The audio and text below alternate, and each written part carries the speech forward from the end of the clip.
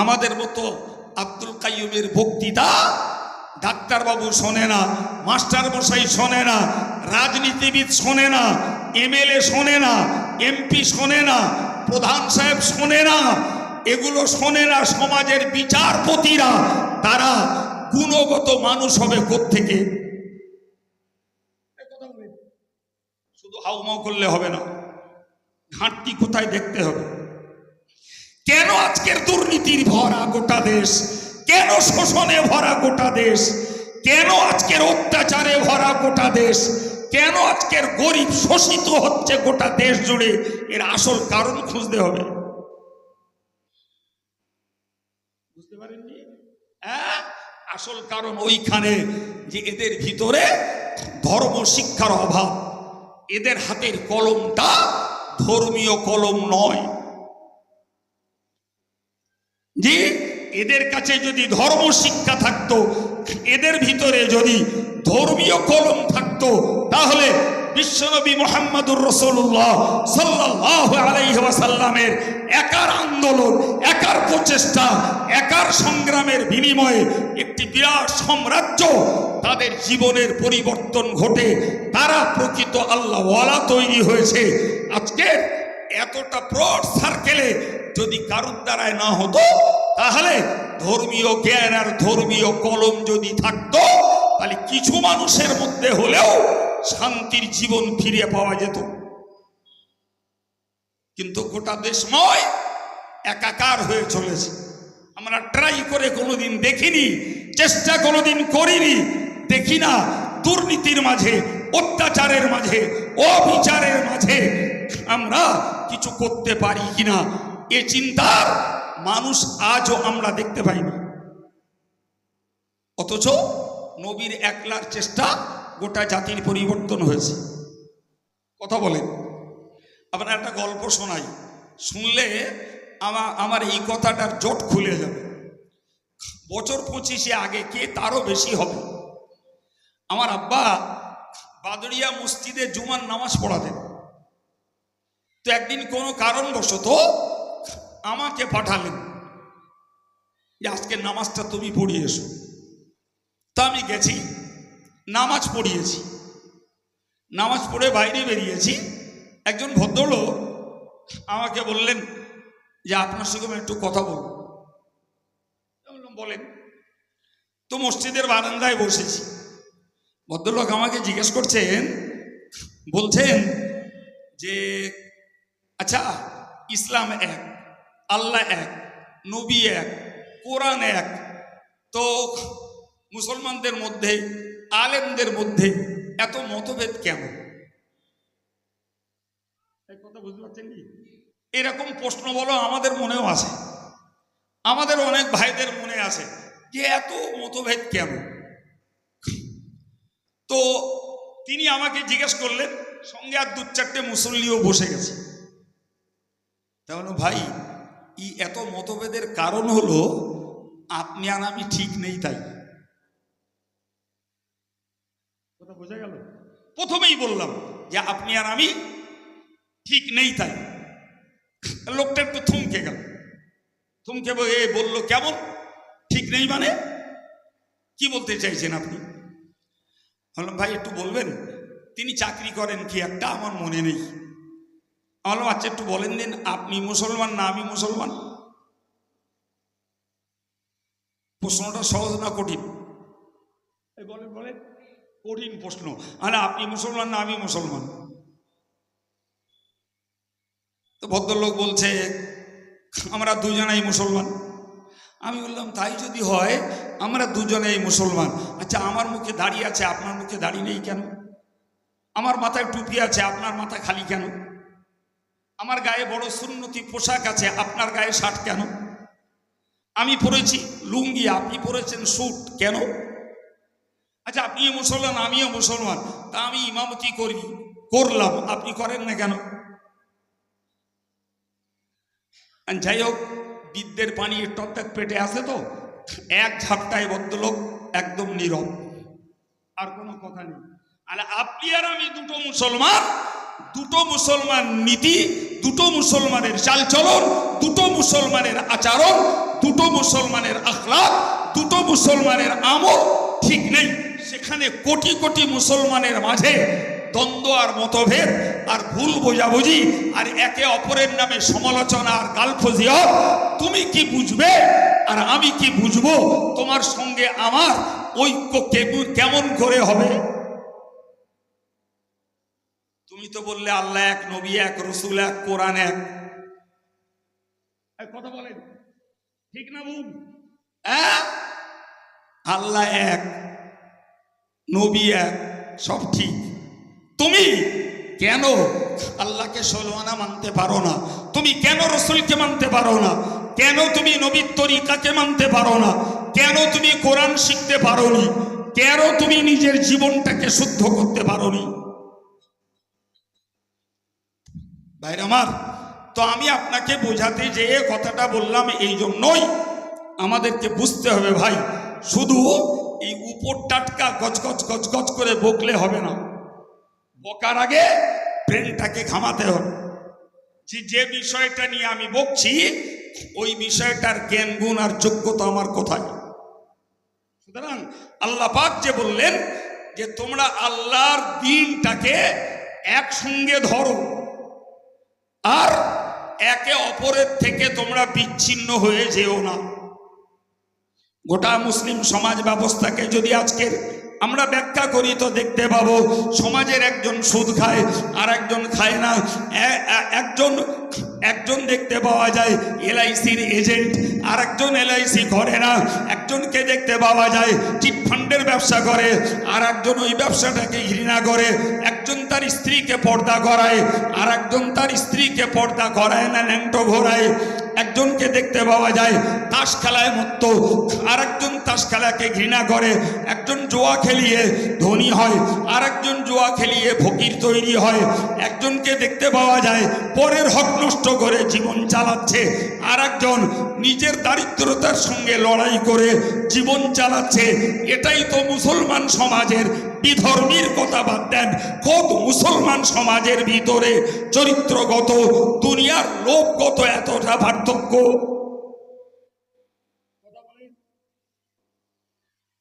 কি ভাবছেন আপনি? কি ভাবছেন? তাহলে যে জাতির ভিতরে লোক তৈরি হয়েছে, যে জাতি নিজের উন্নতির চিন্তাটাই করে নিয়েছে, ধর্ম ধূলিসাৎ হোক, কোরআনী বিধান অপমানিত হোক, রসুলের তরিকা লাঞ্ছিত হোক, যে সমাজের ব্যক্তিদের এই খেয়ালটুকু নাই, ভাই আপনি হাজারো কলেমা পড়া লোক, তারপরেও তো আপনার সঙ্গে আমার মিল হওয়া সম্ভব নয়। আপনি তো আপনার রঙিন চশমাতে আমাকে দেখবেন,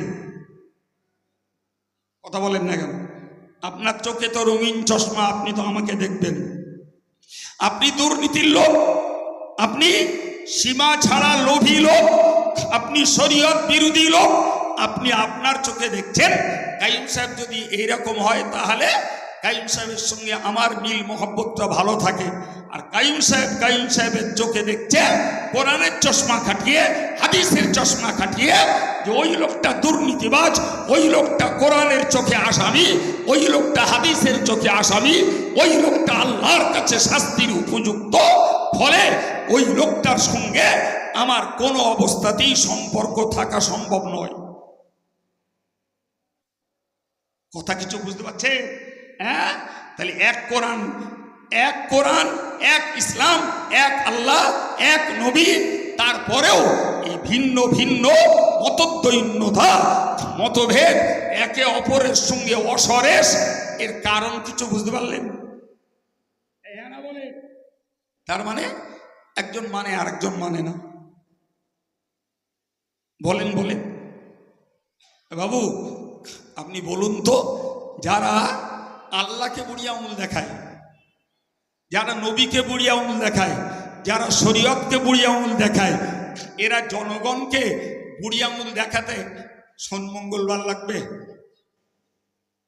বলে গোটা দেশ জুড়ে এই আসামি বেশি, যারা আল্লাহকে বুড়ি আঙুল দেখিয়ে, কোরআনকে বুড়ি আঙুল দেখিয়ে, নবীকে বুড়ি আঙুল দেখিয়ে জাতির মাঝে মাথা উঁচু করেছে। এদের দ্বারায় জনগণকে বুড়ি আঙুল দেখানোটা খুব সহজ এবং স্বাভাবিক। ঘাটতি অন্য জায়গায়, জি সেই জায়গাটা রিপেয়ার করার জন্য আলেম সমাজের গলা চিল্লানি, চিন্তাশীল দায়িত্বশীল হাক্কানি আলেমদের এর উপরে জাতির কাছে এই বক্তব্য। কিন্তু আমি কয়েক মিনিট আগেই বলেছি, থোড়াই আব্দুল কাইয়ুমের কথা শুনবে তবে তো তারা ভাববে, কিন্তু তারা তো এই পাঠশালায় নেই। কথা বলেন এই পাঠশালায় তারা জানেন ভাই, একটা আব্বা তার ছেলেকে মাদ্রাসায় কিংবা স্কুলে ভর্তি করে, আর ভর্তি করার সময় ভর্তি করে দিয়ে বলে, স্যার কি হুজুর দেখবেন ছেলেটাকে দিয়ে গেলাম যাতে মানুষ হয়। এই হ্যাঁ না বলে না বাবা? আচ্ছা ওই যেটা দিয়ে গেলেন ওটা কি বাঁদরের বাচ্চা না ইঁদুরের বাচ্চা? কার বাচ্চা ওটা? বলে যেটা দিয়ে যাচ্ছেন ওটা কার বাচ্চা? তাহলে ফের বলছেন মানুষ হয়ে দেখবেন, তাহলে এখন কি ওটা? হ্যাঁ, ওটা তো দেখছি মানুষেরই বাচ্চা, তা আপনি বলছেন মানুষ বানাতে, তার মানে ওটা বাঁদরের বাচ্চা দিয়ে গেলেন না? বলো মানুষের বাচ্চাই দিয়েছেন, কিন্তু ফের বলছেন স্যার যাতে মানুষ হয় দেখবেন, তার মানে এটা চামড়ার মানুষ, একে দিলাম স্কুলে পড়তে, এটা হোক মানুষের গুণগত মানুষ। সুবহানাল্লাহ বলেন। এটাই হলো লেখাপড়া শেখার মূল স্বার্থ, যে চামড়ার আকৃতির মানুষটা যাতে গুণগত মানুষে পরিণত হয়, তার জন্যই লেখাপড়া। জি ভাই একটু বলবেন, মানুষের ভিতরে যদি ধর্মীয় জ্ঞান না থাকে, মানুষের ভিতরে যদি আল্লাহর ভয় না থাকে, মানুষের ভিতরে যদি কবরের আযাবের ভয় না থাকে, মানুষের ভিতরে যদি জাহান্নামের আযাবের ভয় না থাকে, মানুষের ভিতরে যদি তার পুলসিরাতের ভয় যদি না থাকে, প্রিয় ভাইরা আমার, তাহলে এই লেখাপড়া শেখা মানুষকে কচু কাটা করতেও ভয় পায় না। আপনি জীবনেও শুনবেন না যে সুন্দরবনের একটি রয়্যাল বেঙ্গল টাইগার আর একটা টাইগারকে মার্ডার করে দিয়েছে। আপনি শুনবেন না আফ্রিকার একটি সিংহ আরেকটি সিংহকে হত্যা করে দিয়েছে। আপনি শুনবেন না যে একটা ভল্লুক আর একটা ভল্লুককে কামড়িয়ে তাকে ডেড করে দিয়েছে। আপনি শুনবেন না, কিন্তু আপনি শুনতে পাবেন মানুষকে মানুষ পিস পিস করে মেরে, পিস পিস করে বস্তায় বন্দি করে নদীতে ভাসিয়ে দিচ্ছে। পচা সরা গলা দেহ পুলিশ যে উদ্ধার করছে 1 সপ্তাহ পরে।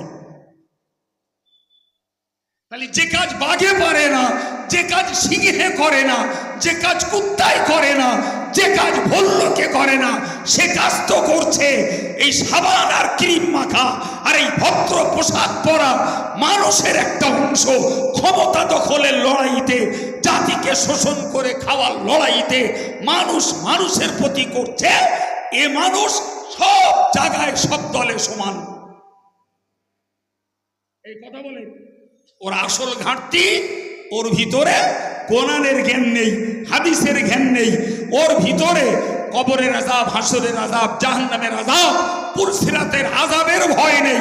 সুতরাং ও যে ধর্মের হোক আর যে দলেরই হোক, ও দ্বারাতে এগুলো সম্ভব, কারণ ও তো বেঁচেই নিয়েছে, ওর ঠিকানাটা জাহান্নাম। ফলে ওর কাছ থেকে আপনি দুনিয়াতে ভালো কিছু আশা করতে পারেন না। কিন্তু যার ভিতরে চিন্তা রয়েছে আমাকে কবরের আযাব থেকে বাঁচতে হবে, হাসরের দিনে আরশের ছায়ার নিচে জায়গা পেতে হবে, যার ভিতরে চিন্তা রয়েছে আমাকে পুলসিরাত পেরোতে হবে, যার ভিতরে ভয় আছে আমাকে জাহান্নাম থেকে বাঁচতে হবে, যার ভিতরে ভয় আছে আমাকে জান্নাতে যেতে হবে, ভাই তার ওই ভয়টাই তাকে মানুষের গুণে মানুষ হতে সাহায্য করবে। কথা বুঝতে পারছেন না? জি প্রিয় ভাইরা আমার, ওই শিক্ষা কোরআনে, ওই শিক্ষা হাদিসে, ওই শিক্ষা প্রিয় নবীর আদর্শে। আপনি তাকিয়ে দেখুন, আমি আপনাকে শোনাচ্ছি একবার দরুদ শরীফ। আল্লাহ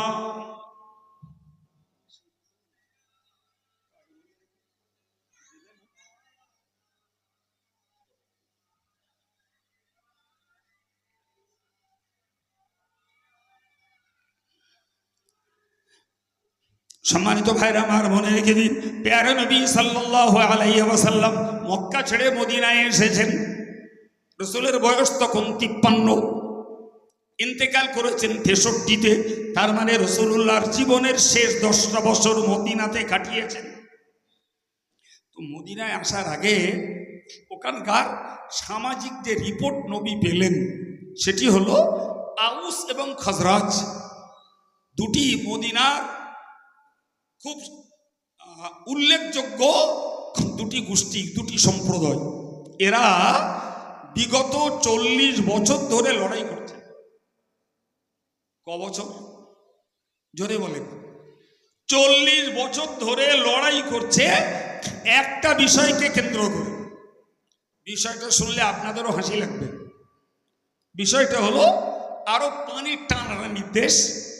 ফলে একটা কুয়া থাকলে ওই কুয়া থেকে মানুষও পানি পান করবে, আর ওই কুয়াতে রাখালরাও তাদের উট, ছাগল, ভেড়া, দুম্বা এ জাতীয় পশুগুলোকেও তারা পানি পান করাবে। একটা কুয়াকে কেন্দ্র করে দ্বন্দ্ব শুরু হল। দ্বন্দ্ব যে আউসের লোকেরা বলল আমাদের উট আগে পানি পান করবে, আর খাজরাজের লোকেরা বলল আমাদের উট আগে পানি পান করবে। উট তো পশু, সে তো অবলা প্রাণী, রাখাল তাকে নিয়ে যাবে তবে তো সে পানির কাছে পৌঁছাতে পারবে। সুতরাং দ্বন্দ্ব উঠে উঠে না, দ্বন্দ্ব হলো দুই গোষ্ঠীর রাখালের সঙ্গে। কথা বোঝাতে পারলাম? এখন দুই গোষ্ঠীর রাখালের সঙ্গে যখন দ্বন্দ্ব শুরু হলো, রাখালের মালিকগুলো এসে হাজির হলো। এবারে শুরু হলো দুর্দমনীয় মাঠডাঙ্গা খুন রাহাজানি। আর এই মাঠডাঙ্গা চলতে লাগলো 40 বছর।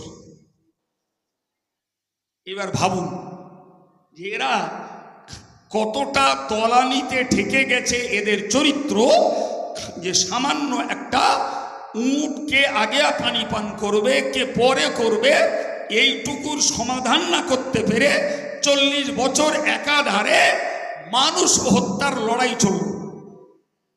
আউসের লোক সুযোগ পেলে খজরাজের লোকের মেরে দেয়, আর খজরাজের লোক সুযোগ পেলে আউসের লোকের মেরে দেয়।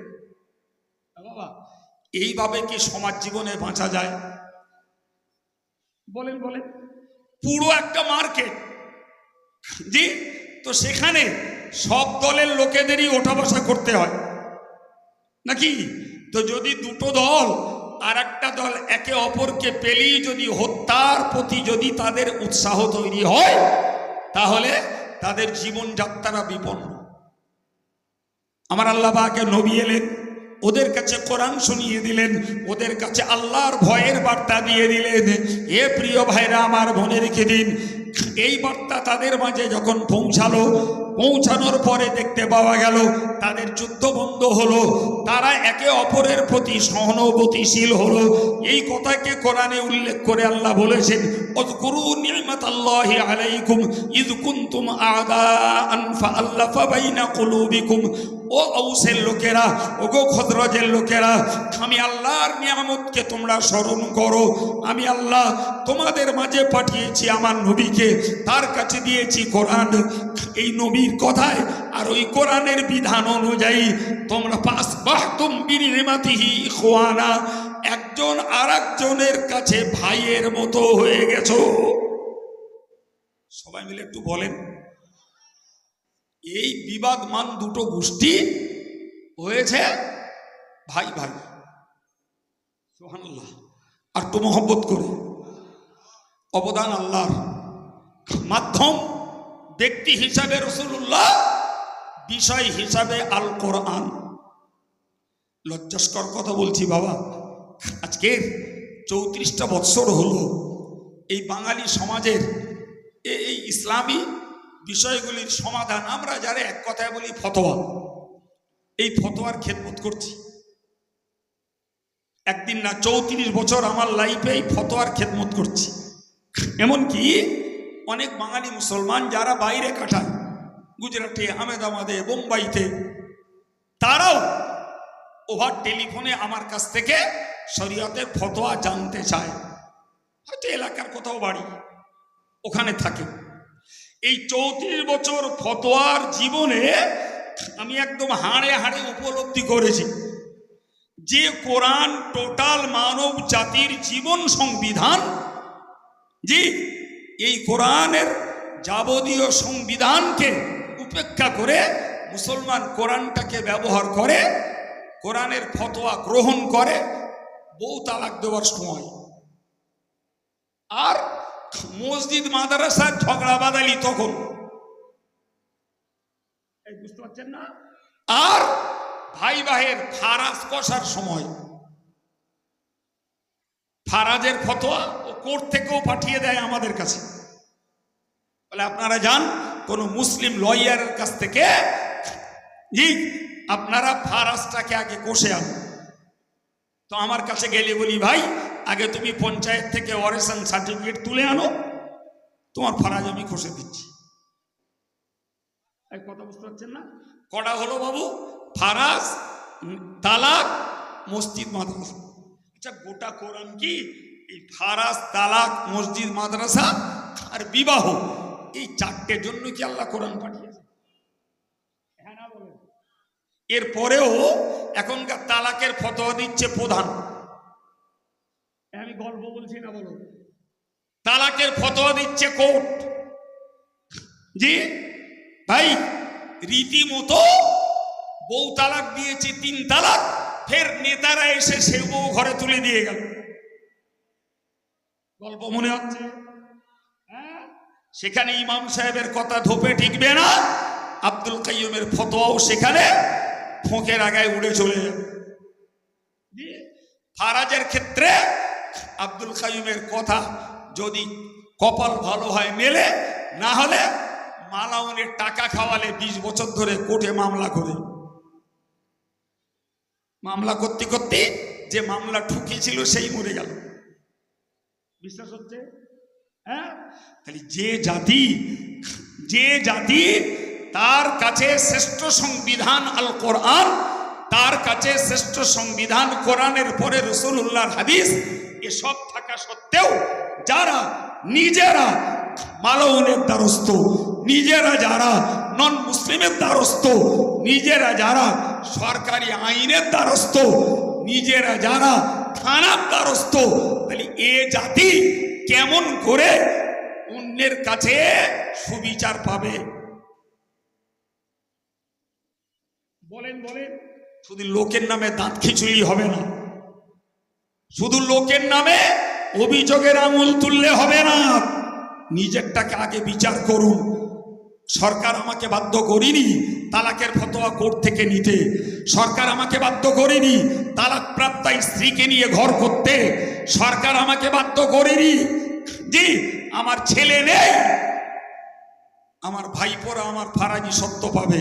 তার আগেই আমি তো বোকা চালির ভাত খেয়ে নে, যা 2 কাঠা জমি ছিল মেয়েদের নামে লিখে দিয়ে ভাইপোদের বঞ্চিত করে দিল। মাস্টারমশাই তুমি কম, এই কথা বলেন না কেন? তুমি কি কম মাস্টার? ভাইপোর ফারাজটা নষ্ট করছো নিজের মেয়ের নামে লিখে দিয়ে। এরকম আসামি আছে না নেই?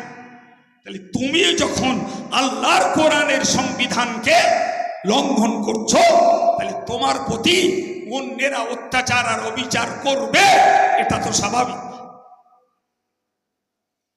জি, আমার আল্লাহ বললেন উযকুরু নি'মাতাল্লাহি আলাইকুম, ওগো আউসের লোকেরা ও খজরাজের লোকেরা, তোমরা আল্লাহর অবদানটাকে স্মরণ করো। আমি আল্লাহ আমার নবীকে পাঠিয়ে দিয়ে, কোরআনটাকে পাঠিয়ে দিয়ে তোমাদের মাঝে আমি আল্লাহর ভয় ছড়িয়ে দেওয়ার বিনিময়ে ফাসবাহতুম বিনি'মাতিহি ইখওয়ানা, তোমরা হয়ে গেলে ভাই ভাইয়ের মতো। একবার জোরে বলুন সুবহানাল্লাহ। সব ভাই ভাই, ভুলে গেছে যুদ্ধ, ভুলে গেছে মারামারি আর হত্যা, ভুলে গেছে একে অপরকে শোষণ করা, ভুলে গেছে দুর্নীতি আর অত্যাচারের রুলার চালানো। আলহামদুলিল্লাহ। জি, আমার আল্লাহ বললেন অকুনতুম আলা শাফা হুফরাতিম মিনান নার, ও আউসের লোকেরা, খজরাজের লোকেরা, তোমরা তো জাহান্নামের কিনারায় এসে দাঁড়িয়েছিলে। জাহান্নামের কিনারায়, তার মানে মরতে দেরি, জাহান্নামে জ্বলতে দেরি হবে না, শুধু মরবে আর জাহান্নামের শাস্তি পাবে। ফানখাযাকুম মিনহা, আমি আল্লাহ আমার নবীকে পাঠিয়ে, কোরআনকে পাঠিয়ে দিয়ে তোমাদেরকে নাজাত দান করেছি। একটু মন খুলে বাবা, আমার সমাজ মুসলিম ভাই বোনেরা আজকে কোরআনের এই কথাটাকে মনে প্রাণে মহব্বত করে কাজে লাগাতে পেরেছে। বাপ জোরে বলেন, জোরে বলেন।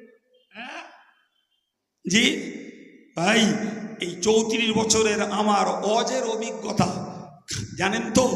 আব্দুল কাইয়ুম ভালো লোক, আব্দুল কাইয়ুম বিরাট ভালো বক্তা, আব্দুল কাইয়ুম ভীষণ দায়িত্বশীল, কথা কত রকমের গুণ আর কত প্রশংসা লোকের কাছে। 34 বছরের অভিজ্ঞতা, কাইয়ুম সাহেবের বক্তৃতা, কাইয়ুম সাহেবের চালচলন, কাইয়ুম সাহেবের নীতি হাজারো কোরআন হাদিসের পক্ষে থাক, যদি আমার এই ভাইদের বিরুদ্ধে চলে যায়, জি যে লোকটা সন্ধ্যাবেলা ছিল কাইয়ুম সাহেবের পক্ষে, রাত পার না হতে সকালবেলা চায়ের দোকানে কাইয়ুম সাহেবের ধুয়ে দেবে। এই তো জাতির চরিত্র। তার মানে হুজুরের কথা আমার স্বার্থে এলে, আমার পক্ষে এলে, আমার উপকার হলে হুজুর ভালো, আর যদি হুজুরের কথায়, হুজুরের কাজে আমার ক্ষতি হয়, আমার স্বার্থে আঘাত আসে, আমার বিরুদ্ধে চলে যায়, তাহলে হুজুর ভালো না। এই তো হচ্ছে জাতির নেতা, জাতির বিচার, এই তো জাতির কোরআন হাদিস মানার বৈশিষ্ট্য।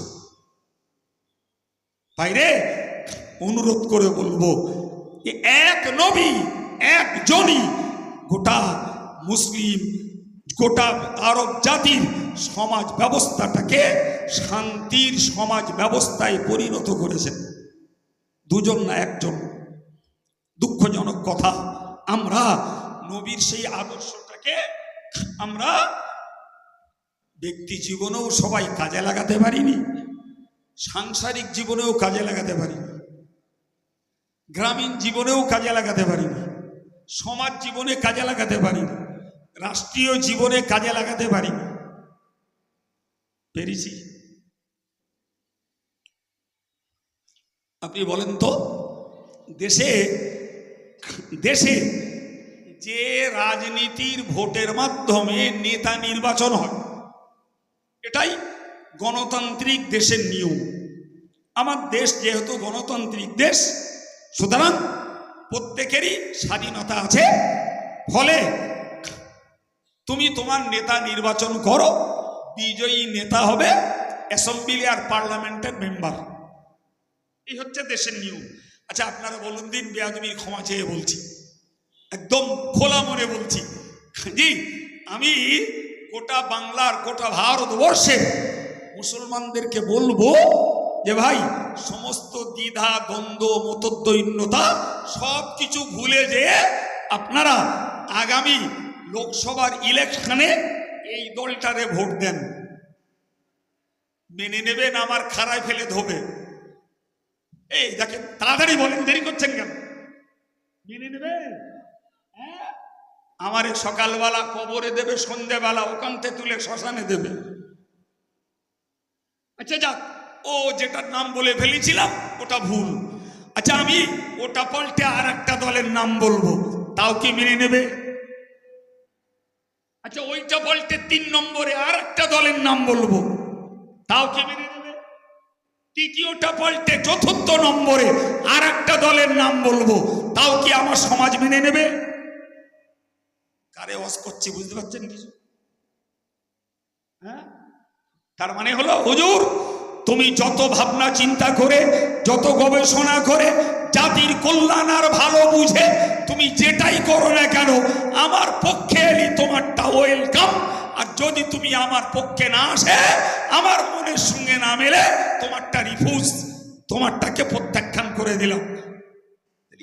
এই জাতিটাকে নিয়ে ঐক্যের সঙ্গে কিছু করা সম্ভব? সম্ভব? তাহলে ধর্মের দৃষ্টিতেও আমরা এক জায়গায় না, রাষ্ট্রীয় আইনেও আমরা এক জায়গায় না, শরীয়তের ফতোয়াতেও আমরা এক জায়গায় না, দেশের ইলেকশনেও আমরা এক জায়গায় না। তাহলে আমরা যখন নিজেরা বিচ্ছিন্ন, তো বিচ্ছিন্ন হলে যে মার খাওয়ার সে মার খাতি হবে না? কি বলছেন? হ্যাঁ প্রিয় ভাই রে, এখানেই হলো রসুলের জমানার সাহাবা আর আজকের যুগের মুসলমানদের পার্থক্য। ওদের জন্য বললেন আল্লাহ আপনি মাস্টার পাঠান। সম্মানিত ভাইরা আমার, তাফসীর কারকেরা লিখেছেন আমার আল্লাহ পাক হযরত জিবরিল আমিন আলাইহিস সালামকে পাঠিয়ে দিয়ে বললেন, ও জিবরিল তুমি আমার নবী ইব্রাহিমকে যেয়ে বলো আল্লাহ পাক আপনার দাবিকে কবুল করে নিয়েছেন। জোরে বলুন, আর একটু মহব্বত করে বলুন, আপনার দাবি কবুল, দাবি পাস। কিন্তু জেনে রাখুন, আপনি যে নবী চাইছেন, যে মাস্টার আপনি চাইছেন, ওই মাস্টার পৃথিবীতে পাঠানোর মতো সময় এখনো হয়নি। আমরা ইতিহাসটাকে চর্চা করে দেখছি, নবী ইব্রাহিম আলাইহিস সালামের এই দোয়ার কম বেশি 2500 বছর পরে আল্লাহ পাক আমার নবীকে পৃথিবীতে পাঠালেন। সুবহানাল্লাহ বলেন। আমার আল্লাহ পাকের নবী এসে আরবের মানুষদের সম্মুখে বলেছিলেন, এ পৃথিবীর মানুষ তোমরা মনে রাখো, আনা দাওয়াতু আবি ইব্রাহিম, আমি মুহাম্মদুর রাসূলুল্লাহ সাল্লাল্লাহু আলাইহি ওয়াসাল্লাম হলাম আমার পূর্ব পিতা, আমার ঊর্ধ্ব পিতা হযরত ইব্রাহিমের দোয়ার ফসল। জোরে বলুন, আর একটু মন খুলে বলুন। এর বাংলা অর্থ হলো তিনি দোয়া করেছিলেন, আল্লাহ পাক তার দোয়াকে কবুল করে নিয়েছেন। সেই দোয়া কবুলিয়াতের ফলেই আল্লাহ আমাকে এই বিশ্ব মানব জাতির জন্য মাস্টার বানিয়ে পাঠিয়েছেন। আল্লাহু আকবার। কবেকার দোয়া, আর তার ফল পাচ্ছেন কত বছর পরে? বললাম 2500 বছর পরে আমার নবী পৃথিবীতে এলেন। 40টা বৎসর তিনি তাদের মাঝে সময় কাটালেন।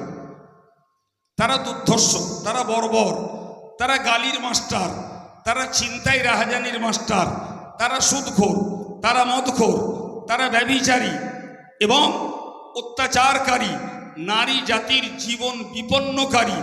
এক কথায় সামাজিকভাবে যত রকমের দোষ থাকার সম্ভব, সব রকমের দোষ ওই আরববাসীদের মধ্যে ছিল, সব দোষ। তাদের মাঝে আমার নবী কাটালেন 40টা বৎসর। কথা বুঝতে পারা যাচ্ছে কি? 40 বছর। কিন্তু মজার ব্যাপার হলো, আমরা সাধারণত জানি যে সমাজটা সর্বতোভাবে দুর্নীতির সঙ্গে বিজড়িত, সর্বতোভাবে অত্যাচার, অবিচার, অনাচার, পৈশাচিক কাজের সঙ্গে বিজড়িত, সেই সমাজে সাধু মানুষ একজন। কজন? একজন। জি, তাই স্বাভাবিকভাবে বলতে পারা যায় যে যেখানে গোটা সমাজটা অত্যাচারের কবলে, দুর্নীতির কবলে, সেই সমাজে একজন মানুষ মাত্র শান্তিপূর্ণ মানুষ, স্বচ্ছ মানুষ, ভালো মানুষ একজন।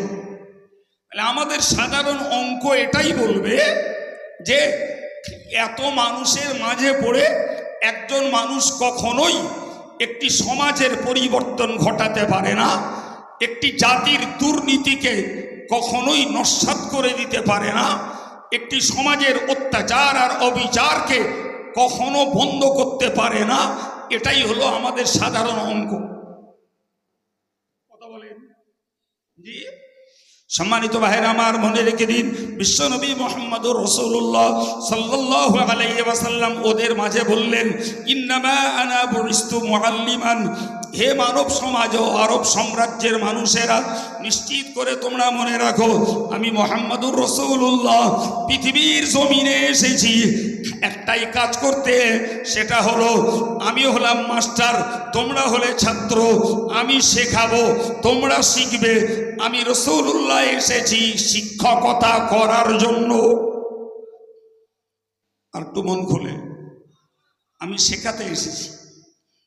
হে প্রিয় ভাইরা আমার, রাসূলুল্লাহ শুধু আরবের মানুষকে শেখাননি, রাসূল শুধু ভারতের মানুষকে শেখাননি, বরং সেদিন থেকে আজ অবধি এক কথায় বলতে পারা যায়, আমার নবী হলেন গুরু, আমার নবী গুরুর গুরু, আমার নবী হলেন জগৎ গুরু।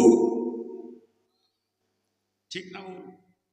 হ্যাঁ, ওই নবী তো আলাদা করে ভূগোল, বিজ্ঞান, ইতিহাস, অঙ্ক এই জাতীয় কোনো বই তো নবী পড়েননি।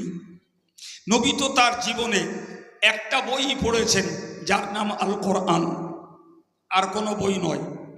তাহলে ইতিহাস বলুন, ভূগোল বলুন, বিজ্ঞান বলুন, অঙ্ক বলুন, ইহকাল বলুন, পরকাল বলুন, আকাশবিদ্যা বলুন, ভূবিদ্যা বলুন, সব কিছুই নবী পেয়েছেন শুধু কোরআনের মাধ্যমেই। সুবহানাল্লাহ বলেন। আমরা কাঙাল, আমরা গরিব ভাই, আমরা নিঃস্ব, কোরআনে কি আছে জানি না, বুঝি না। কোরআনটাকে শুধু পড়ব সে যোগ্যতাও আমাদের মধ্যে নেই। কিছু হাফেজের মধ্যে রয়েছে, তারা কোট মেমোরি করেছে, মুখস্থ করে নিয়েছে, এইটুকুই তাদের যোগ্যতা। বাকি এই হাফেজগুলো যদি ইন ফিউচারে এরা যদি আলেম না হয়, তাহলে এরাও কেবলমাত্র বোঝা বইবে, কিন্তু কি আছে তা উপভোগ করতে পারবে না। কথা ঠিক না ভুল? আল্লাহ পাক কোরআন শরীফে বলেছেন, মাসালুল্লাযীনা হুম্মিলুত তাওরাতা কামাসালিল হিমারি। আমি কোরআনের ভাষায় বলছি, অপব্যাখ্যাটা করবেন না। আমরা অপব্যাখ্যা করার মাস্টার, অপব্যাখ্যাটা করবেন না। আমার আল্লাহ বলছেন, মাসালুল্লাযীনা হুম্মিলুত তাওরাতা, ওদের উদাহরণ হলো যারা তাওরাতকে বহন করেছে, যারা তাওরাত কিতাবটাকে বহন করেছে, তাওরাতের জ্ঞান লাভ করেছে। আমার আল্লাহ বললেন, কামাসালিল হিমার, এরা হলো গাধার সমতুল্য। আমি বলি নাই, কোরআন খুলুন, আমি দেখিয়ে দিচ্ছি যে যারা তাওরাতটাকে বহন করেছে, তাওরাতের জ্ঞান লাভ করেছে, আমার আল্লাহ বললেন কামাসালিল হিমার ইয়াহমিলু আসফারা, এরা গাধার মতো। গাধার কাজ যেমন শুধু বোঝা বয়ে বেড়ানো। ওর পিঠে যদি চিনির বস্তা তুলে দেওয়া হয়, যে এই বস্তাটা কাটিয়াহাটে যাবে, ও বলে দেবেন ও কাটিয়াহাটে বস্তা পৌঁছে দেবে, কিন্তু ওর পিঠে যে চিনির বস্তা আছে এটা ও বোঝেও না, খেতেও পারে না।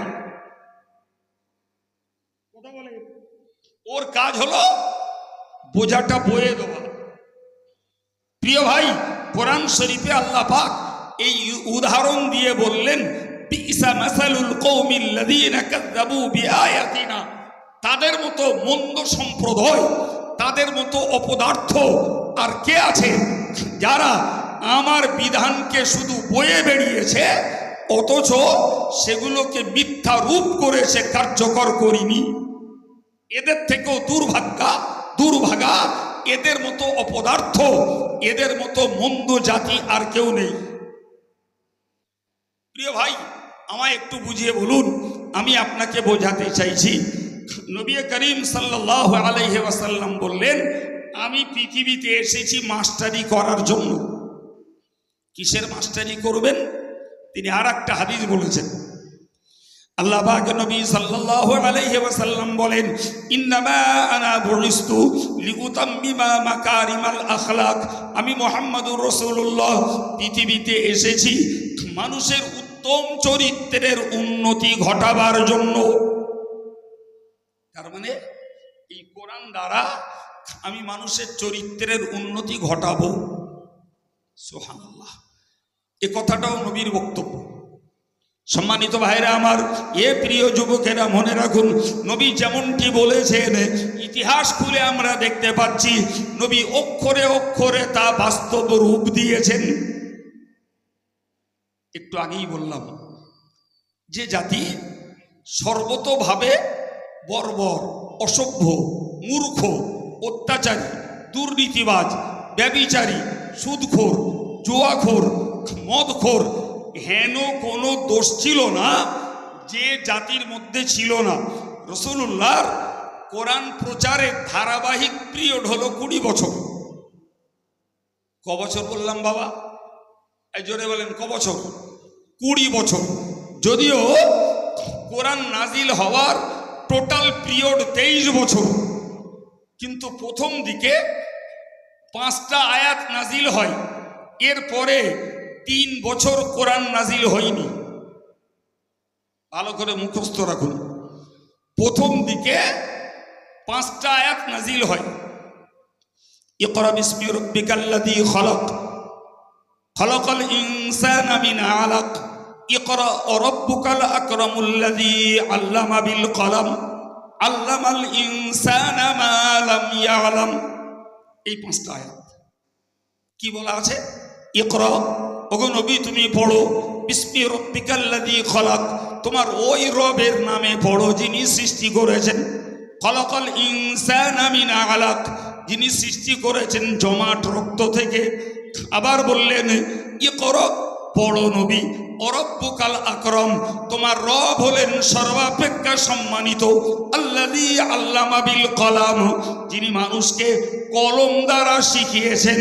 আল্লামাল ইনসানা মা লাম ইয়ালাম, মানুষ যা জানতো না সেটাকেই শিখিয়েছেন আল্লাহ কলম দ্বারা। জোরে বলুন। তাহলে কলম হলো মানুষকে মানুষ বানানোর একটা যন্ত্র। ঠিক, মানুষকে যদি মানুষ হতে হয় তাহলে মোবাইলের দ্বারাই নয়, মানুষকে মানুষ হতে গেলে লাঠি হাতে তুলে দিয়ে নয়, মানুষকে মানুষ যদি বানাতে হয় পিস্তল তুলে দিয়ে নয়, মানুষকে যদি মানুষ বানাতে হয় অস্ত্র তুলে দিয়ে নয়, মানুষকে মানুষ বানাতে হলে বোমা তুলে দিয়ে নয়, মানুষকে যদি মানুষ বানাতে হয় তাহলে তার হাতে তুলে দিতে হবে কলম, যে কলম দ্বারা আল্লাহ মানুষকে শিখিয়েছেন।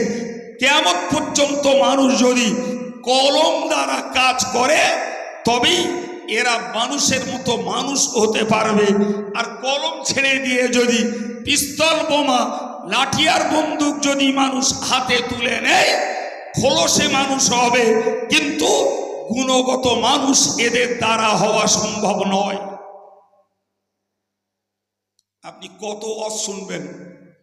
জাতিকে হিসাব কষুন, হিসাব কষুন নিজেদের ছেলেগুলোকে, হিসাব কষুন সমাজের মুসলিম জাতিটাকে। এদের হাতে ধর্মীয় কলম কোথায়? এরা বাংলা লিখতে পারে, এরা ইংরাজি লিখতে পারে, এরা অঙ্ক কষতে পারে, কিন্তু আজকের এদেরকে খোঁজ করুন, এরা আরবি লিখতে জানে না, এরা কোরআন পড়তে জানে না, এরা কোরআনের ব্যাখ্যা বিশ্লেষণ বোঝে না। তাহলে এদের হাতে যে কলমটা আছে সে কলম হলো পার্থিব জগতের কলম।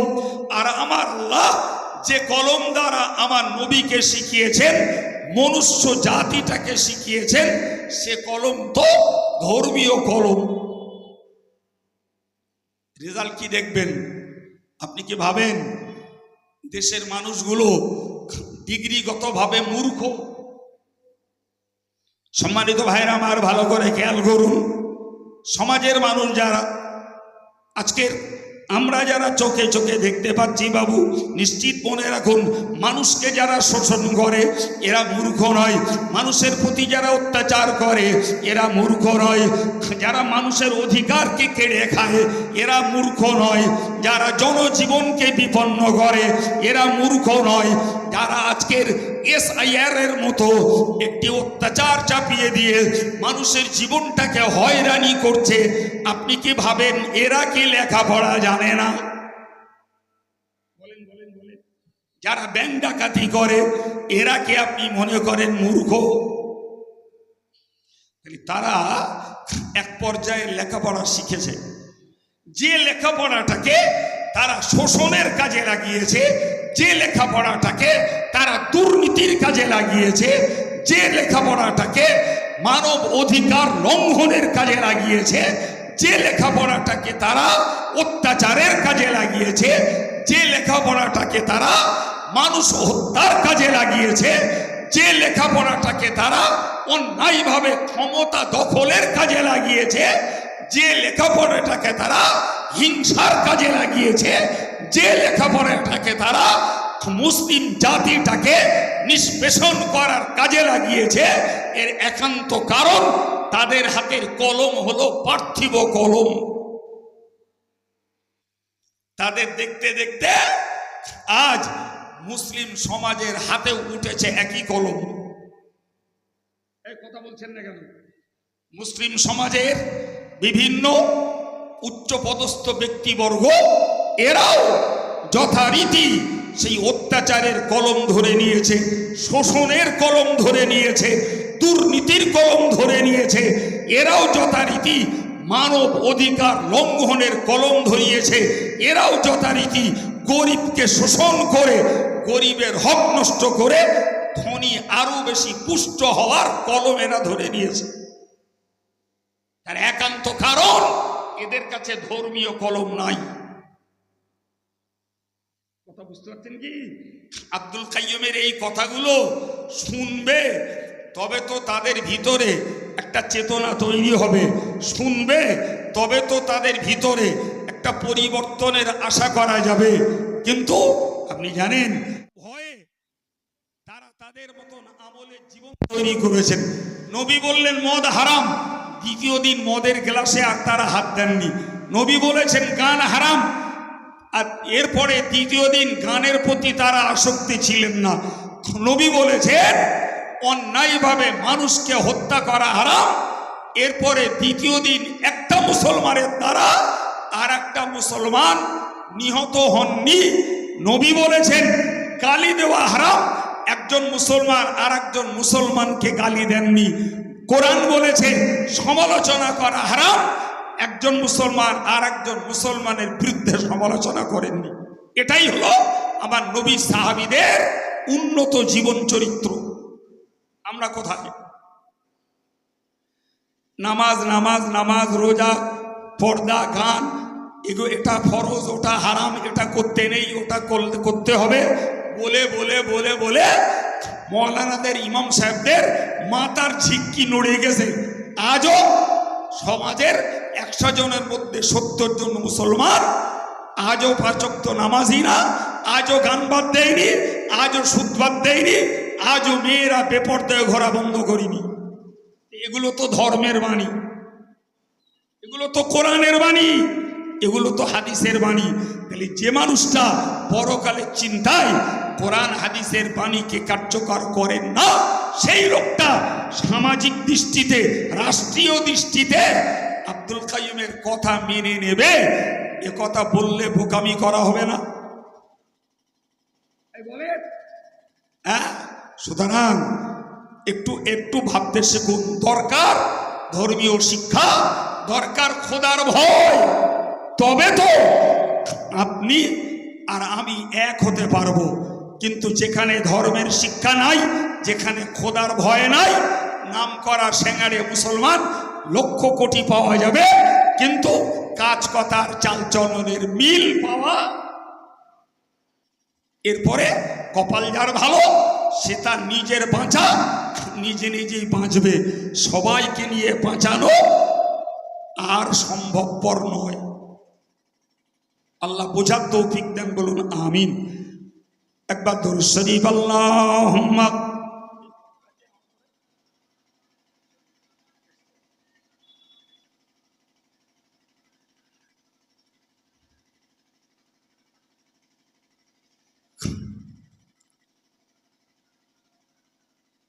সম্মানিত ভাইরা, আপনারা জানেন আমি সময়ের সঙ্গে চলতে চেষ্টা করি।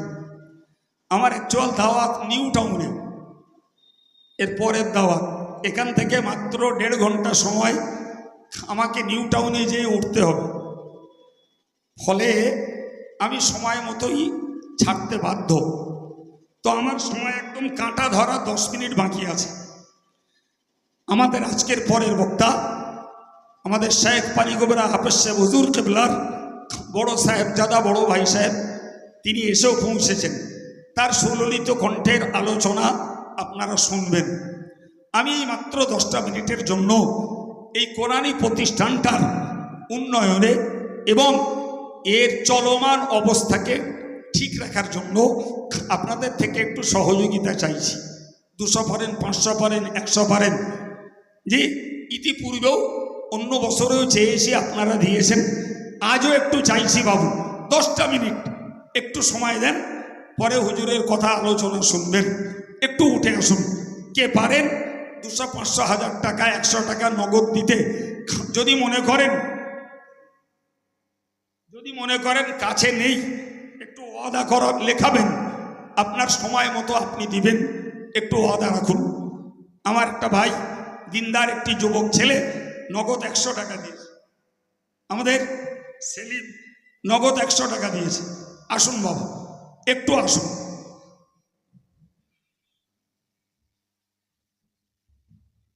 একটুখানি আসুন বাবু। জি, আমি জানি মাদ্রাসা কমিটি, জি, আমার ইস্টভাজন হযরত মাওলানা আবু তোরাব সাহেব, তিনি 100 টাকা। আমার বাপ্পা ভাই, তিনিও 100 টাকা। আরেকজন ভাই, তিনিও 100 টাকা তার হাত দিয়ে দিয়েছেন। জি, আল্লাহ সকলের দানকে কবুল করেন। সবাই বলেন আমিন। একটু তাকবীর দেন না, গলা ছেড়ে নারায়ে তাকবীর, নারায়ে তাকবীর। সিলসিলায়ে মুজাদ্দিদে জামান, অল ইন্ডিয়া সুন্নাতুল জামাত, নাগরপুর আজিজিয়া হিফজুল কোরআন মাদ্রাসা, নাগরপুর আজিজিয়া হিফজুল কোরআন মাদ্রাসা, জলসা কমিটি, মাদ্রাসার শিক্ষক বৃন্দ, মাদ্রাসার হিতাকাঙ্ক্ষী দরদি সহযোগী গ্রামবাসী বৃন্দ, নারায়ে তাকবীর। একটু বলেন। কয়েকজন ভাই উঠে এসেছেন, অনেক ভাই আছেন বাইরে, আমার অনেক যুবকেরা আছেন। যদি কাছে 20-30 টাকা থেকে থাকে একটু আসুন। কোরআন শিক্ষাটাকে বাঁচানোর জন্য আমাদের যাজা হাফেজ সাহেব দেবে না, মাদ্রাসা কমিটি দেবে না, আমাদের যাজা বদলা বিনিময় মাদ্রাসার শিক্ষক দেবে না, আমাদের বদলা দিবেন স্বয়ং আল্লাহ। এই আত্মবিশ্বাস অবশ্যই আমাদের রয়েছে। একটু বলেন। হয়তোবা ইসালে সব উপলক্ষে কালেকশন হয়েছে বটেই, সেখানে আপনারা দিয়েছেন, তারপরেও আমরা দাবি করছি 200-100 যদি কোনো ভাইয়ের দ্বারাই সম্ভব হয় একটু হাত বাড়ান। যদি মনে করেন কাছে নেই, একেবারেই গ্রামের মানুষ, টাকা নিয়ে বার হয়নি, আচ্ছা আমি 200 টাকা পরে দেবো, একটু বলেন। আমাদের প্রিয় রফিকুল ইসলাম মাদ্রাসার সম্পাদকের দায়িত্বে কাজ করছেন। জি, তিনি আব্বার রুহের মাগফিরাতের জন্য নগদ 1000 টাকা দিয়েছেন। আতিয়ার ভাই 100 টাকা দিয়েছেন। আমার আরেকজন ভাই 50 টাকা দিয়েছেন। জি, আমাদের পেয়ারার এই ছেলেটি, সেও 100 টাকা দিয়েছে। আল্লাহ সকলের দানকে কবুল করুন, দানের বিনিময়ে মনস্কামনাকে সফল করুন। হায়াত কিসমতে আল্লাহ বরকত দান করুন, রুজি রোজগারে আল্লাহ সচ্ছলতা দিন। আল্লাহ দানের বিনিময়ে সকল দুর্গতি থেকে হেফাজত করুন। সবাই বলুন আমিন। আমার আরেক ভাই 100 টাকা দিয়ে গেছেন।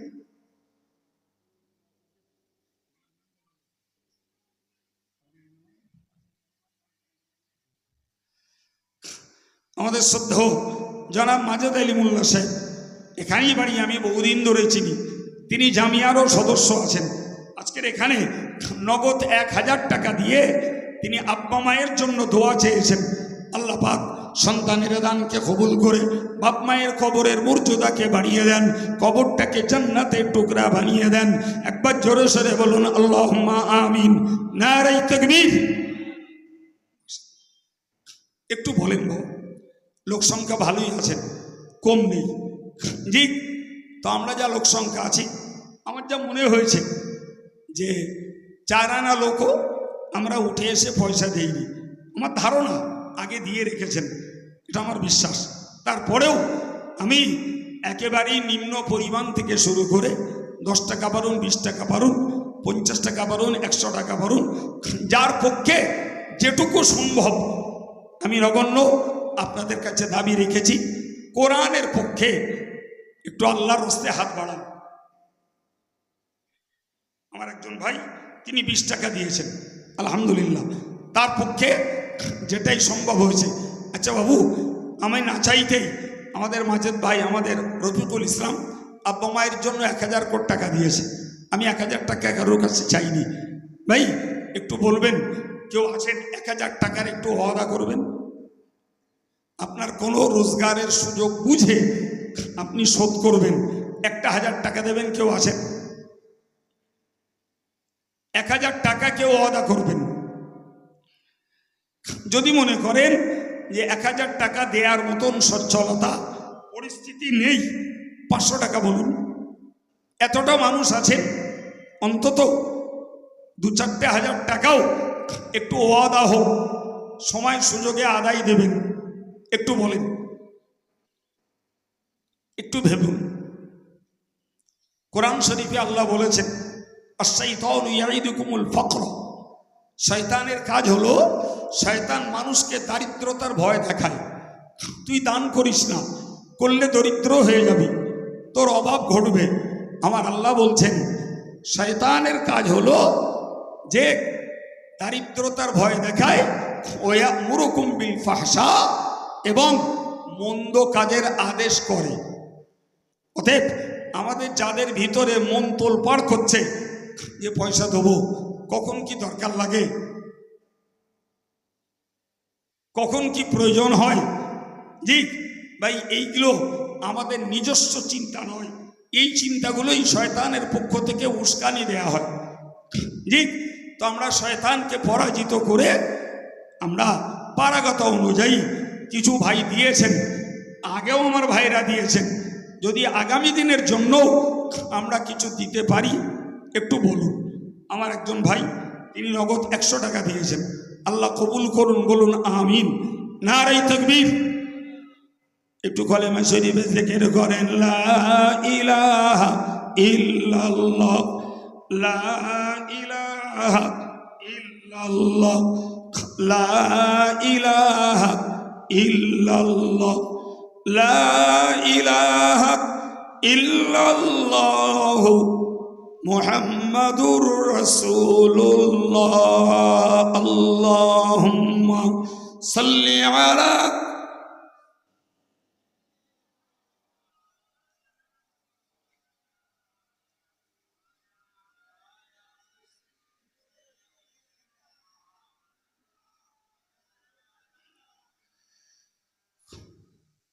আলহামদুলিল্লাহ, আমি বিদায় নেব বাবু। যতটুকু আল্লাহ বলিয়েছেন কবুল করুন। একনিষ্ঠ নীতির উপরে খোদার ভয় নিয়ে দুনিয়ার জীবনটা কাটাবার মতন আল্লাহ আমাদের সকলকে তৌফিক দেন, সহজ করে দেন। আমার আর একজন ভাই আলহামদুলিল্লাহ, তিনি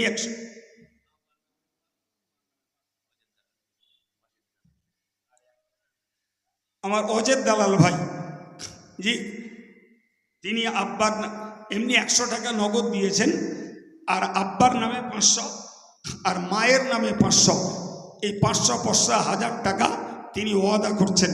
আল্লাহ পাক তার দানকে কবুল করেন। আলহামদুলিল্লাহ। আমাদের হাফেজ সাহেব, আল্লাহ শুকর, তিনি নগদ 500 টাকা দিয়েছেন। আল্লাহ কবুল করুন, দিনের খেদমতের সঙ্গে মৃত্যু আল্লাহ কায়েম রেখে দেন, বলুন আমিন, নারায়ে তাকবীর। আর কেউ আছেন বাবা? হুজুরকে আনতে গেছে, আনা হচ্ছে, আমি মাইক ছাড়ব এই শেষ মুহূর্তে। হুজুর তো কালেকশন করেন না আমি জানি, জি, তারপরেও শেষে আপনাদের কাছে চাইবেন কিনা সেটা তার মর্জির ব্যাপার, তবে তিনি চান না এটা আমি জানি। তাই আমি একেবারে শেষ লগ্নে আপনাদের কাছে আর একটু আবদার করছি। আমার অজেদ দালাল ভাই আব্বা মায়ের উদ্দেশ্যে 500 1000 টাকা দেওয়ার ওয়াদা রেখেছেন। যদি কোনো ভাইয়ের মন হয় যে আমি 500 টাকা দিতে পারবো, একটু বলেন। আছেন কেউ? কেউ থাকলে একটু বলেন। জি, কেউ আছেন? যার যেমন রোজগারের রাস্তা আছে সেই রাস্তা অনুযায়ী ভেবে বলুন যে আমার একটা রোজগার সামনে আছে, আল্লাহ কবুল করুক, আমি 500 টাকা দেব। বলেন বাবা। জি, যদি সত্যিই দেওয়ার মতো হাল পরিস্থিতি আর নাই থাকে, ও আলহামদুলিল্লাহ আমাদের সংগঠনের কর্মী ইসলামভাজন আবু হানিফা 500 টাকা, আল্লাহ কবুল করুন, বলুন আমিন। নারাই তাকবীর, নারাই তাকবীর।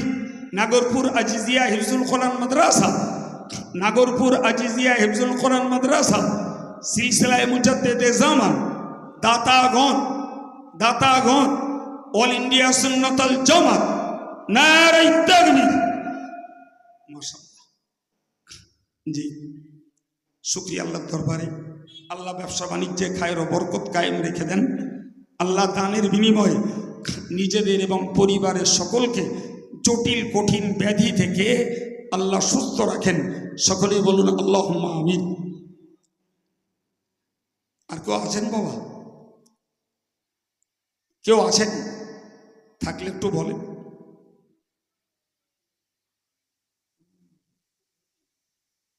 আপনারা জানেন আমাদের মরহুম খলিল ভাই, তিনি একটা নিপাট দিনদার মানুষ ছিলেন, সংগঠনের জন্য প্রচুর খাটতেন এবং সমস্ত নেকির কাজে তার একটা আলাদা আগ্রহ আবেগ ছিল। সেই মানুষটা পরলোকগত। তার এই ছেলেটি কুতুবউদ্দিন, মাশাআল্লাহ, সম্ভবত গত বছর এখান থেকে হাফেজ হয়েছে, আমার একটু মনে পড়ছে। জি, সে তার আব্বার জন্য দোয়া চেয়ে 150 টাকা নগদ দিয়েছে। আল্লাহ তার আব্বার কবরের দরজাকে বুলন্দ করে দেন, কবরটাকে জান্নাতি খুশবুতে ভরপুর করে দেন, বলুন আমিন। নারায়ে তাকবীর।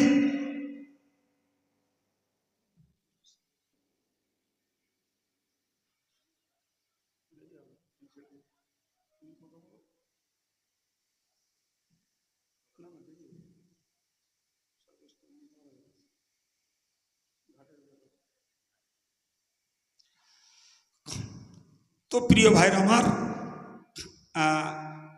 আমি আপনাদের থেকে বিদায় নিচ্ছি। বিদায়ের আগে আপনাদের কাছে আন্তরিকভাবে দোয়া চাইছি। দোয়া করুন আল্লাহ পাক আমাদের সমস্ত প্রতিষ্ঠানগুলোকে উন্নত পড়াশোনার ভিতর দিয়ে কায়েম রেখে দেন। সকলেই বলুন আল্লাহুম্মা আমিন। নারে তাকবীর।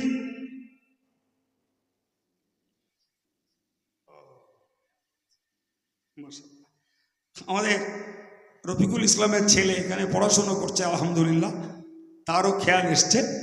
তার কাছে মানে খাবার খাওয়া পয়সা 100 টাকা দিয়েছে। আল্লাহ তার জেহেনকে কোষাদা করে দেন এবং দ্রুত হাফিজে কোরআন হওয়ার তৌফিক দেন, বলুন আমিন। ওমা আলাইনা ইল্লাল বালাগ। আসসালামু আলাইকুম। প্রাণ খুলে দুরূদ শরীফ আল্লাহুম্মা।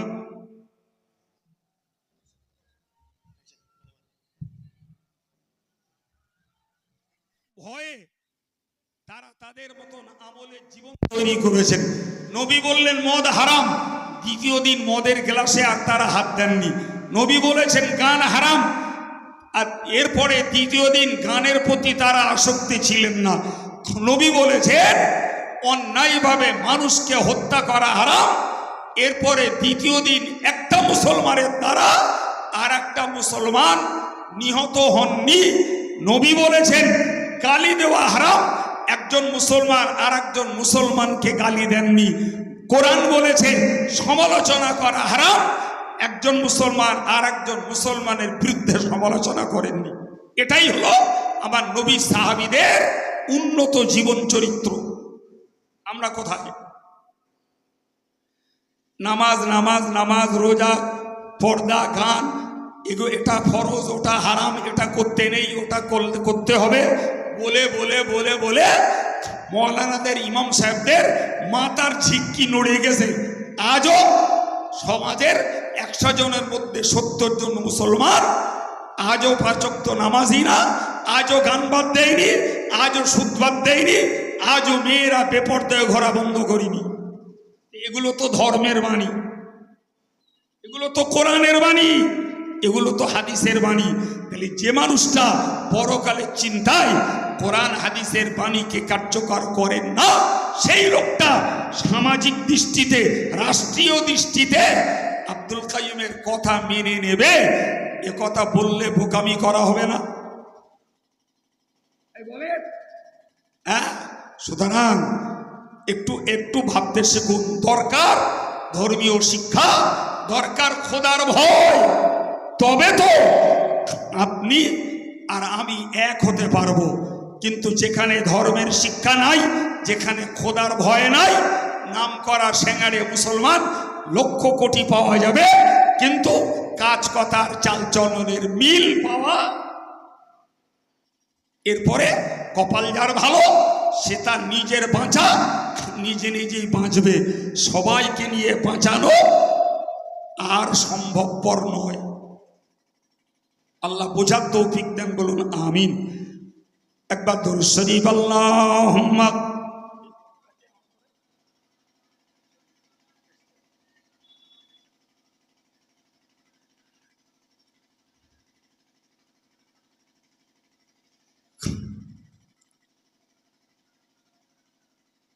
সম্মানিত ভাইরা, আপনারা জানেন আমি সময়ের সঙ্গে চলতে চেষ্টা করি।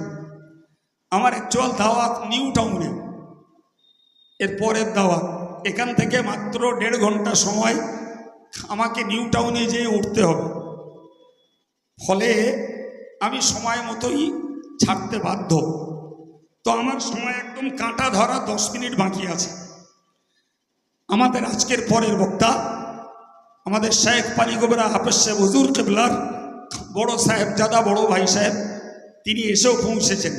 তার সুললিত কণ্ঠের আলোচনা আপনারা শুনবেন। আমি মাত্র 10টা মিনিটের জন্য এই কোরআনী প্রতিষ্ঠানটার উন্নয়নে এবং এর চলমান অবস্থাকে ঠিক রাখার জন্য আপনাদের থেকে একটু সহযোগিতা চাইছি। 200 পারেন, 500 পারেন, 100 পারেন। যে ইতিপূর্বেও অন্য বছরেও চেয়েছি, আপনারা দিয়েছেন, আজও একটু চাইছি বাবু 10টা মিনিট একটু সময় দেন, পরে হুজুরের কথা আলোচনা শুনবেন। একটু উঠে আসুন, কে পারেন 200, 500, 1000 টাকা, 100 টাকা নগদ দিতে। যদি মনে করেন কাছে নেই, একটু ওয়াদা করা লেখাবেন, আপনার সময় মতো আপনি দিবেন, একটু ওয়াদা রাখুন। আমার একটা ভাই দিনদার একটি যুবক ছেলে নগদ 100 টাকা দিয়েছে, আমাদের সেলিম নগদ 100 টাকা দিয়েছে। আসুন বাবা, একটু আসুন।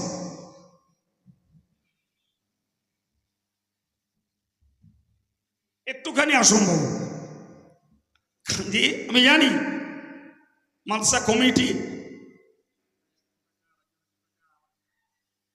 জি আমার ইসলামভাজন হযরত মাওলানা আবু তোরাব সাহেব, তিনি 100 টাকা।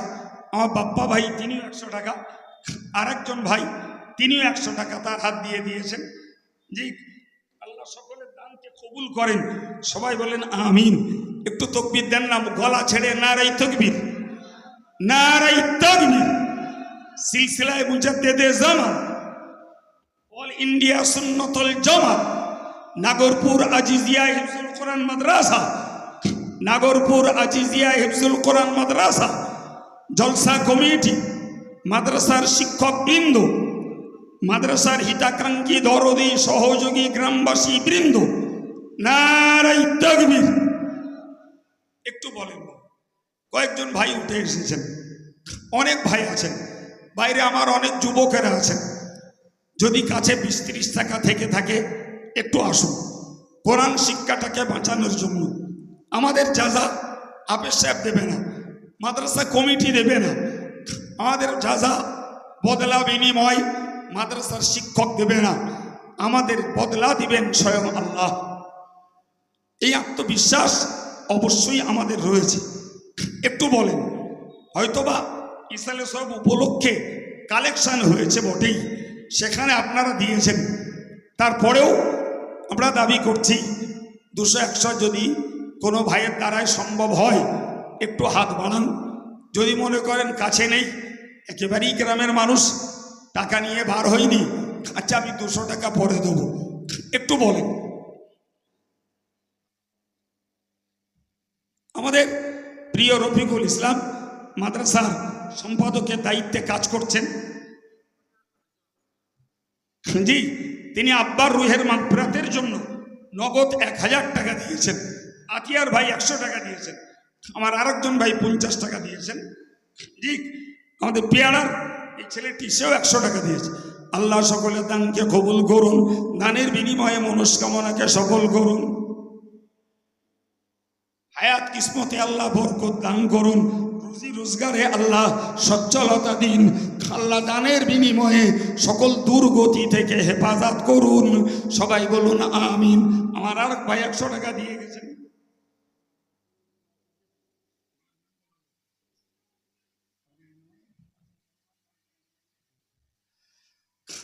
আমাদের শ্রদ্ধেয় জনাব মাজেদ আলী মোল্লা সাহেব, এখানেই বাড়ি, আমি বহুদিন ধরে চিনি, তিনি জামিয়ারও সদস্য আছেন।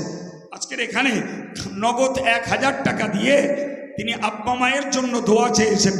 আল্লাহ পাক সন্তানের দানকে কবুল করে বাপ মায়ের কবরের মর্যাদাকে বাড়িয়ে দেন, কবরটাকে জান্নাতের টুকরা বানিয়ে দেন। একবার জোরে সরে বলুন আল্লাহুম্মা আমিন। নারে তাকবীর। একটু বলেন গো, লোক সংখ্যা ভালোই আছেন, কম নেই, জি। তো আমরা যা লোক সংখ্যা আছি, আমার যা মনে হয়েছে যে 4 আনা লোকও আমরা উঠে এসে পয়সা দিইনি। আমার ধারণা আগে দিয়ে রেখেছেন, এটা আমার বিশ্বাস। তারপরেও আমি একেবারেই নিম্ন পরিমাণ থেকে শুরু করে 10 টাকা বাড়ুন, 20 টাকা বাড়ুন, 50 টাকা বাড়ুন, 100 টাকা বাড়ুন, যার পক্ষে যেটুকু সম্ভব আমি নগণ্য আপনাদের কাছে দাবি রেখেছি। কোরআনের পক্ষে একটু আল্লাহর রাস্তায় হাত বাড়ান। আমার একজন ভাই তিনি 20 টাকা দিয়েছেন, আলহামদুলিল্লাহ, তার পক্ষে যেটাই সম্ভব হয়েছে। আচ্ছা বাবু, আমি না চাইতেই আমাদের মাজেদ ভাই, আমাদের রফিকুল ইসলাম আব্বা মায়ের জন্য 1000 কোটি টাকা দিয়েছে। আমি 1000 টাকা কারোর কাছে চাইনি। ভাই একটু বলবেন, কেউ আছেন 1000 টাকার একটু ওয়াদা করবেন? আপনার কোনো রোজগারের সুযোগ বুঝে আপনি শোধ করবেন, 1000 টাকা দেবেন, কেউ আছেন? 1000 টাকা কেউ ওয়াদা করবেন? যদি মনে করেন যে 1000 টাকা দেওয়ার মতন সচ্ছলতা পরিস্থিতি নেই, 500 টাকা বলুন।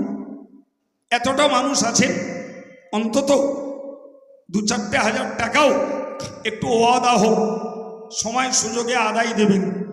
একটু বলেন, একটু ভেবুন। কোরআন শরীফে আল্লাহ বলেছেন, আশ-শাইতানু ইয়াইদুকুমুল ফাকর। শয়তানের কাজ হলো, শয়তান মানুষকে দারিদ্রতার ভয় দেখায়। তুই দান করিস না, করলে দরিদ্র হয়ে যাবি, তোর অভাব ঘটবে। আমার আল্লাহ বলছেন শয়তানের কাজ হলো যে দারিদ্রতার ভয় দেখায়, ওয়া'মুরুকুম বিল ফাহশা, এবং মন্দ কাজের আদেশ করে। অতএব আমাদের যাদের ভিতরে মন তোলপাড় করছে যে পয়সা দেবো, কখন কি দরকার লাগে, কখন কি প্রয়োজন হয়, জি ভাই, এইগুলো আমাদের নিজস্ব চিন্তা নয়। এই চিন্তাগুলোই শয়তানের পক্ষ থেকে উস্কানি দেয়া হয়, জি। তো আমরা শয়তানকে পরাজিত করে আমরা পারাগত অনুযায়ী কিছু ভাই দিয়েছেন, আগেও আমার ভাইরা দিয়েছেন। যদি আগামী দিনের জন্য আমরা কিছু দিতে পারি, একটু বলুন। আমার একজন ভাই তিনি নগদ 100 টাকা দিয়েছেন, আল্লাহ কবুল করুন, বলুন আমিন। নারে তাকবীর। একটু কলেমা শরীফে জিকির করেন, লা ইলাহা ইল্লাল্লাহ, লা ইলাহা ইল্লাল্লাহ, লা ইলাহা ইল্লাল্লাহ, লা ইলাহা ইল্লাল্লাহ, মুহাম্মাদুর রাসূলুল্লাহ। আল্লাহুম্মা সাল্লি আলা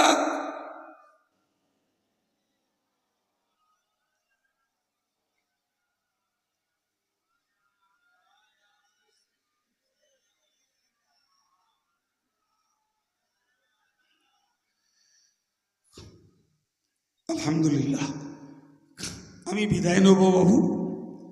যতটুকু আল্লাহ বলিয়েছেন কবুল করুন। একনিষ্ঠ নীতির উপরে খোদার ভয় নিয়ে দুনিয়ার জীবনটা কাটাবার মতন আল্লাহ আমাদের সকলকে তৌফিক দেন, সহজ করে দেন। আমার আর একজন ভাই আলহামদুলিল্লাহ, তিনি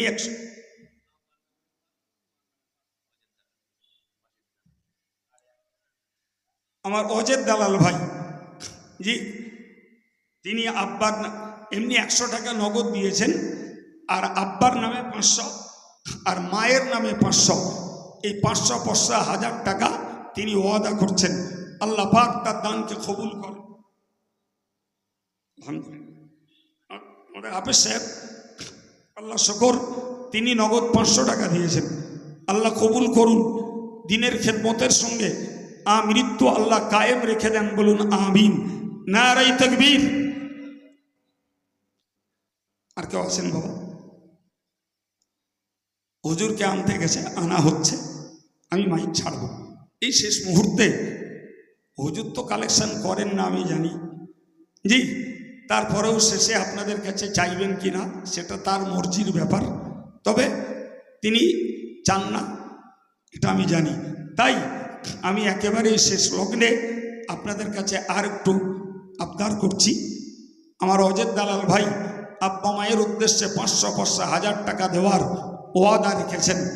যদি কোনো ভাইয়ের মন হয় যে আমি 500 টাকা দিতে পারবো, একটু বলেন। আছেন কেউ? কেউ থাকলে একটু বলেন। ঠিক,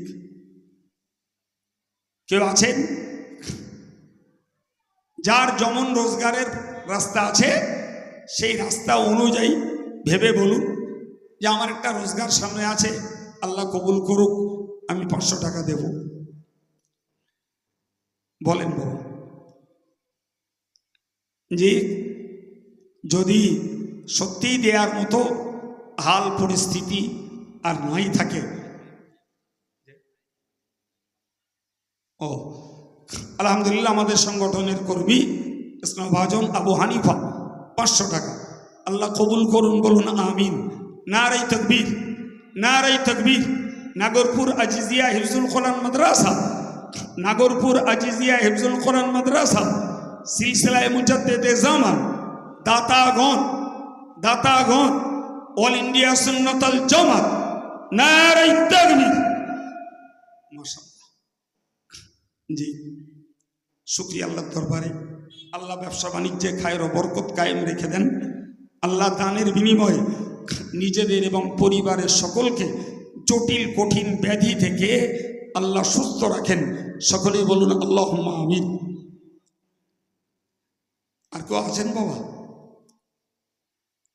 কেউ আছেন? থাকলে একটু বলেন।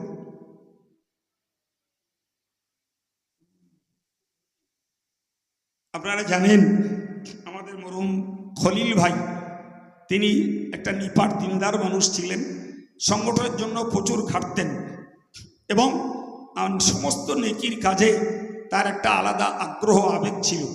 সেই মানুষটা পরলোকগত।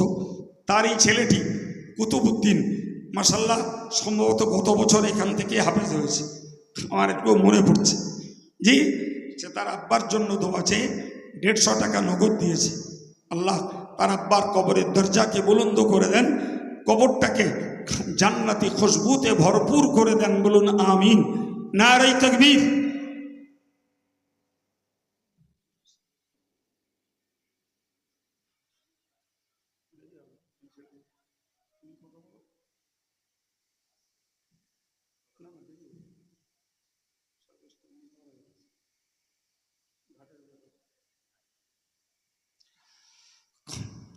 তো প্রিয় ভাইরা আমার,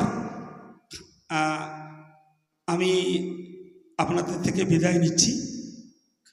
বিদায়ের আগে আপনাদের কাছে আন্তরিকভাবে দোয়া চাইছি। দোয়া করুন আল্লাহ পাক আমাদের সমস্ত প্রতিষ্ঠানগুলোকে উন্নত পড়াশোনার ভিতর দিয়ে কায়েম রেখে দেন। সকলেই বলুন আল্লাহুম্মা আমিন। নারায়ে তাকবীর।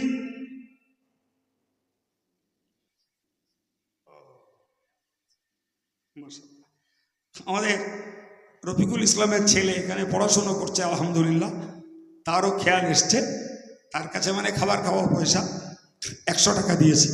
আল্লাহ তার জেহেনকে কোষাদা করে দেন এবং দ্রুত হাফিজে কোরআন হওয়ার তৌফিক দেন, বলুন আমিন। ওমা আলাইনা ইল্লাল বালাগ। আসসালামু আলাইকুম। প্রাণ খুলে দুরূদ শরীফ আল্লাহুম্মা